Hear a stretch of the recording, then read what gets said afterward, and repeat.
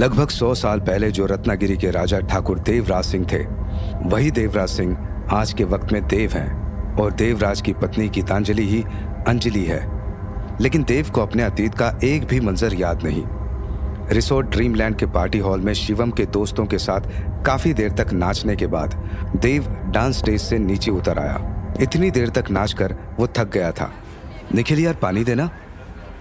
कुर्सी पर बैठे हुए देव ने थकी हुई आवाज में कहा। निखिल पानी की बोतल ले आया। बोतल लेते ही देव ने पार्टी हॉल में चारों तरफ देखा, फिर पानी पीकर बोला, अंजलि कहाँ है? पता नहीं, शायद रूम में चली गई होगी।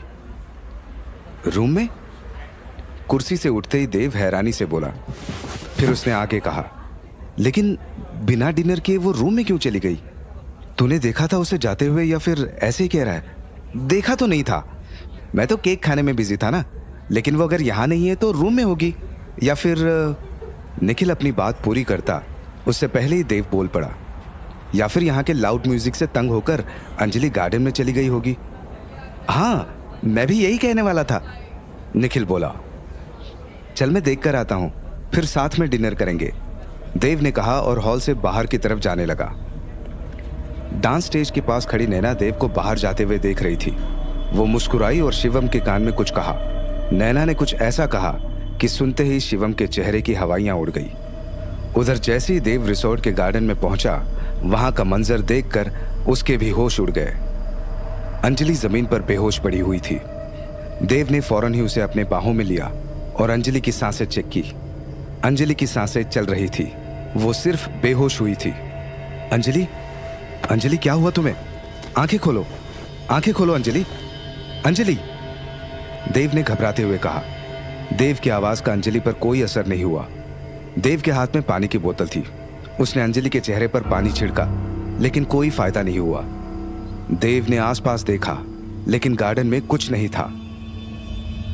तभी पीछे से एक हाथ देव के कंधे पर आया। देव जैसे ही पीछे मुड़ा, उसकी आंखें फटी की फटी रह गई। सामने अंजलि खड़ी थी। वो मुस्कुराई और फिर बोली, कुछ हुआ है क्या देव? तुम काफी परेशान लग रहे हो। देव ने वापस नीचे देखा। अंजलि तो उसके बाहों में थी और बेहोश थी। अंजलि, अंजलि तो ये है। फिर तुम कौन हो? कौन हो तुम? ये असली अंजलि नहीं है देव, मैं असली अंजलि हूँ, मेरा यकीन करो। सामने खड़ी अंजलि ने कहा, लेकिन देव को उस पर जरा भी यकीन नहीं आया। मैं क्या पागल दिखता हूं तुझे? मैं अच्छे से जानता हूं कि तू कौन है, देव ने गुस्से में कहा। तभी सामने खड़ी अंजलि हंसने लगी और हंसते हुए बोली, ओह, तो तुम्हें पता है मैं कौन हूँ? अच्छा तो बताओ देव, कौन हूँ मैं? देव ने पूरे यकीन से कहा, वृंदा, तू वृंदा है। वृंदा, ये नाम सुनकर सामने खड़ी अंजलि ने देव की तरफ हैरानी से देखा, फिर धीरे से कहा, वृंदा? ये नाम तुम्हें कैसे पता है? नाटक मत कर, मैं जानता हूं, तू वृंदा है, देव ने झल्लाते हुए कहा। तभी सामने खड़ी अंजलि ने एक ही झटके में देव की गर्दन पकड़ ली और फिर अचानक ही उसका हाथ एक लड़के के हाथ में बदल गया। यह देखकर देव को लगा कि शायद ये वृंदा नहीं कोई और ही है। अंजलि का रूप लिए हुए उस बहरूपिये ने एक लड़के की आवाज में कहा, वृंदा नहीं हूं मैं। तो फिर कौन हो तुम? देव ने दबी सी आवाज में पूछा। मेरा नाम शैंकी है और मैं वो हूं जो कोई भी नहीं। अब मेरी बात ध्यान से सुन लड़के। मालिक चाहते हैं कि तू अपनी माँ को लेके कहीं दूर चला जाए, वरना तेरा भी वही हश्र होगा जो तेरे बाप का हुआ था। इतना कहकर शैंकी ने देव की गर्दन छोड़ दी। तभी आसमान में जोरदार बिजली चमकी। बिजली की आवाज सुनते ही शैंकी घबरा गया और अगले ही पल वो गायब हो गया। शैंकी ने जो भी कहा, देव उस सब का मतलब समझता कि तभी फिर से बिजली चमकी और इस बार बिजली की आवाज सुनकर देव की बाहों में बेहोश पड़ी अंजलि को होश आ गया। होश में आते ही अंजलि फौरन ही उठकर खड़ी हो गई। वो घबराई हुई थी, उसकी आंखों से आंसू गिरने लगे। देव को देखते ही अंजलि देव के गले लग गई और फूट फूट कर रोने लगी। देव कुछ कहता उससे पहले ही अंजलि रोते हुए बोली, आप आपने वादा किया था देव कि आप हमारे भाई को सही सलामती ले आएंगे, लेकिन ऐसा नहीं हुआ।